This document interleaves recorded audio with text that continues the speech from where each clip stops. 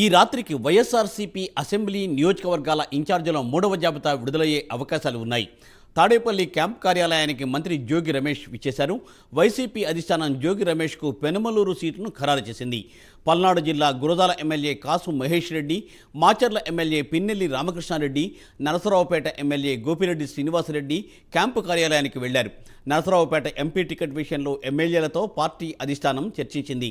Narasaraopet sitting MP శ్రీకృష్ణదేవరాయలకు MP ticket ఇవ్వాలని ఎమ్మెల్యేలు కోరుతున్నారు. అయితే నరసరావుపేట ఎంపీ సీటు బీసీలకు ఇచ్చే యోచనలో సీఎం జగన్ ఉన్నారు.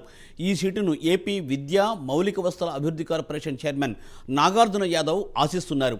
సూళ్లూరుపేట ఎమ్మెల్యే సంజీవయ్య కూడా సీఎంఓకు వెళ్లారు.